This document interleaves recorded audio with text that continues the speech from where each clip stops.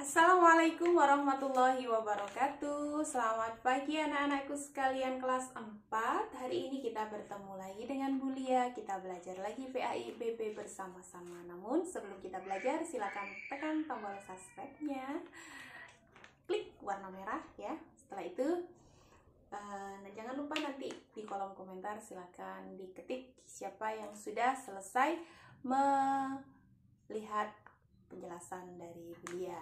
Jangan lupa disiapkan bukunya untuk menulis karena tugasnya nanti adalah merangkum apa yang dijelaskan sama Bulia.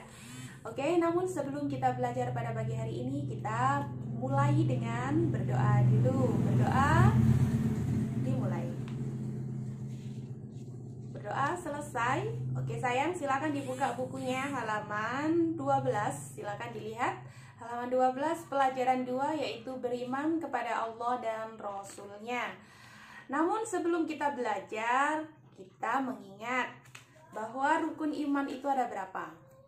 Rukun iman ada 6. Iman tertanam di dalam hati, beriman tentu disayang Allah. Marilah semua kita beriman.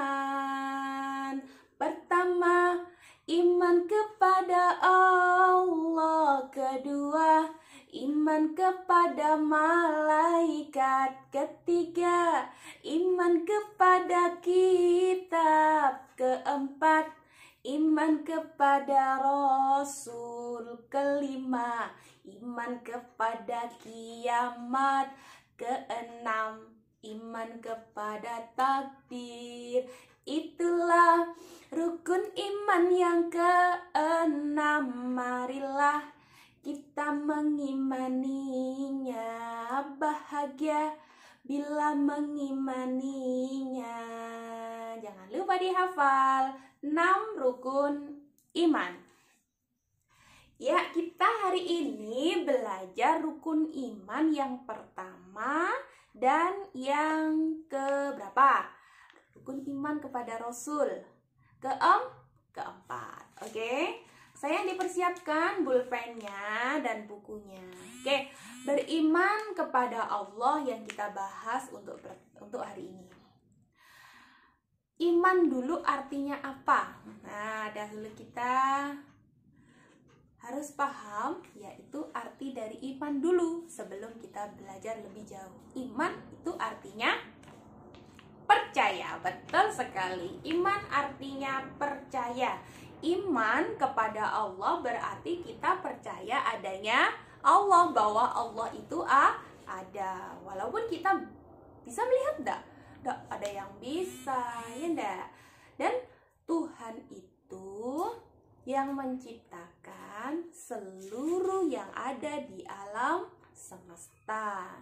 Kita bisa mengenal Allah dengan berbagai cara. Yang pertama, kita mengenal melalui alam semesta. Yang kedua, kita belajar mengenal Allah melalui Al-Quran.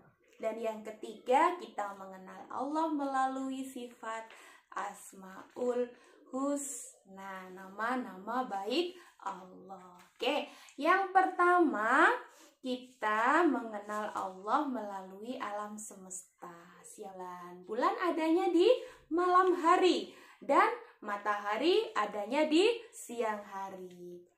Siapa yang mengatur semuanya itu? Malam, bulan, pagi, siang, sampai sore, matahari. Siapa? Iya benar, semuanya yang mengatur adalah Allah Subhanahu wa Ta'ala. Dan terjadinya siang dan malam, ada hujan, kadang tidak hujan, itu semuanya juga yang mengatur adalah Allah. Malam keluar bintang, siapa yang mengeluarkan? Itu semuanya adalah Allah. Baik kita, manusia, hewan, tumbuhan, itu adalah yang menciptakan Allah. Jadi kalau tidak ada yang menciptakan, kita tidak ada. Berhubung semuanya ada, berarti ada yang menciptakan. Siapa dia? Yaitu Allah Subhanahu wa Ta'ala. Memang semuanya bisa merasakan, tapi ada juga Allah menciptakan makhluk gaib yang tidak bisa dilihat dengan panca indra. Oke, tapi Allah bisa melihat. Coba kita bergerak, itu ada yang menggerakkan. Kalau Allah berkehendak kita tidak bisa bergerak, maka kita sakit. Siapa yang berkehendak semuanya itu adalah Allah Subhanahu wa Ta'ala.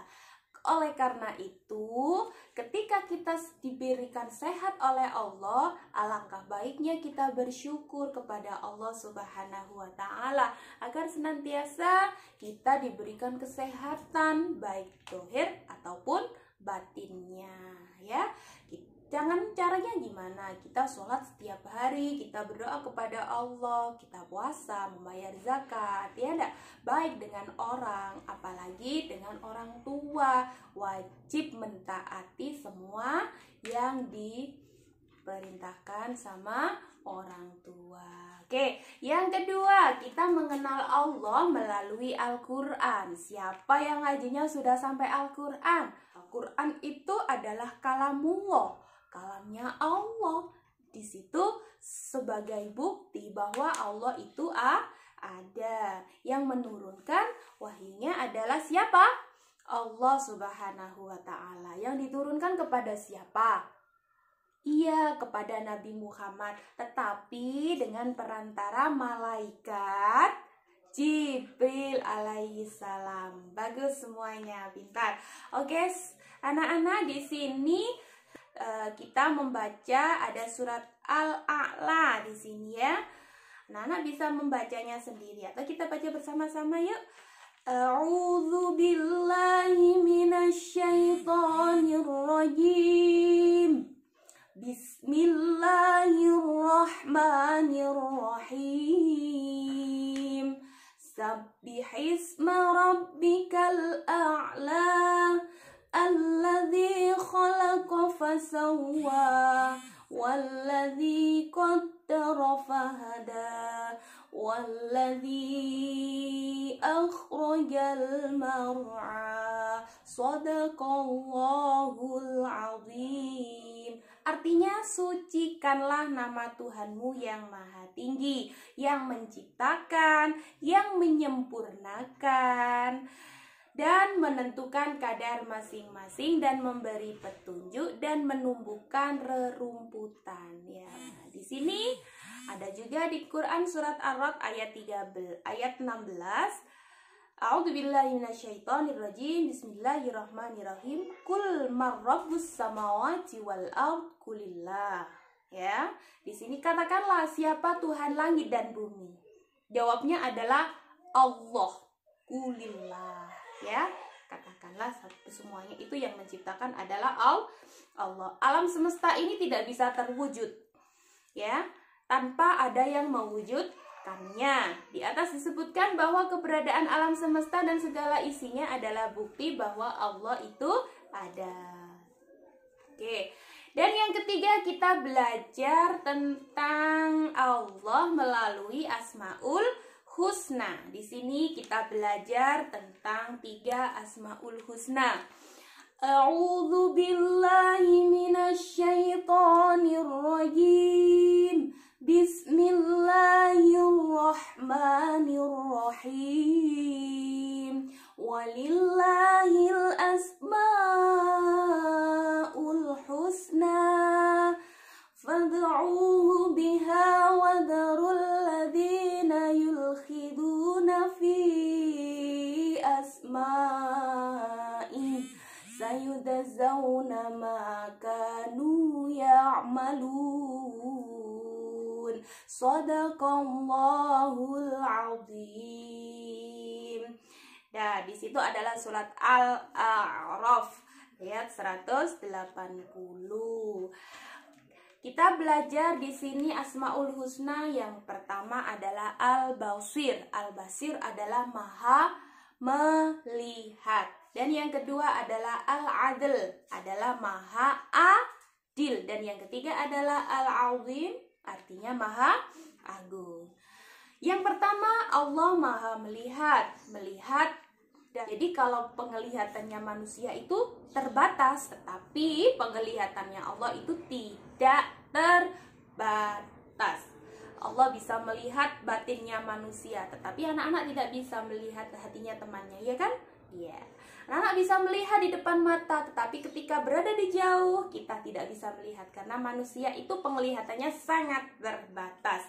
Dan Allah tidak terbatas. Oke. Dan yang kedua, Allah maha adil, al-adil. Allah maha adil. Allah ini mempunyai asma al-adil, artinya maha adil, seimbang. Ya, Allah menciptakan alam semesta dalam keseimbangan dan kesempurnaan. Coba di situ ada surat Al-Mulk ayat ketiga. Di situ dijelaskan bahwa Allah menciptakan 7 langit berlapis-lapis. Kamu sekali-kali tidak melihat pada ciptaan Tuhan yang maha pemurah sesuatu yang tidak seimbang. Maka lihatlah berulang-ulang. Adakah kamu lihat sesuatu yang tidak seimbang? Subhanallah, selalu Allah itu menciptakan semuanya itu sempurna. Ya, seperti kita, manusia, makhluk yang paling sempurna yang diciptakan Allah Subhanahu wa Ta'ala. Oke, perhatikan di dalam surat Al-Infitor ayat 7. Alladzi khalaqaka fasawwaka fa'adalak, ya, yang telah menciptakan kamu lalu menyempurnakan kejadianmu dan menjadikan susunan tubuhmu seimbang. Apakah adil itu harus sama rata? Jawabannya, coba kalau Bulia bilang gini, memberikan suatu contoh. Apabila ibu membelikan baju baru untuk kamu sama adikmu, ya, kalau memang adil itu sama, harus rata. Ketika ibu membelikan baju untuk kamu sama adikmu, warna, model, ukuran itu sama, apakah itu yang dinamakan adil? Jadi ukuran kamu sama ukuran adikmu dibelikan sama. Adilkah? Tidak. Jadi adil itu adalah menyesuaikan kebutuhannya. Oke, paham arti adil? Jadi adil itu tidak harus sama. Adil itu harus menyesuaikan kebutuhannya. Kalau adikmu dikasih ukuran kamu, ya kebesaran. Kalau kamu dikasih ukuran adikmu, ya kekecilan. Oke, sayang? Oke, yang ketiga yaitu al-azim, maha agung. Allah itu maha agung karena keagungannya tidak bisa diukur lagi. Sangat besar sekali. Ya. Atas kemahaagungannya Allah ini berpesan dalam firman-Nya, Fasabbih bismi rabbikal azim, maka sucikanlah nama Tuhanmu yang maha agung, di dalam surat Al-Waqiah ayat 96.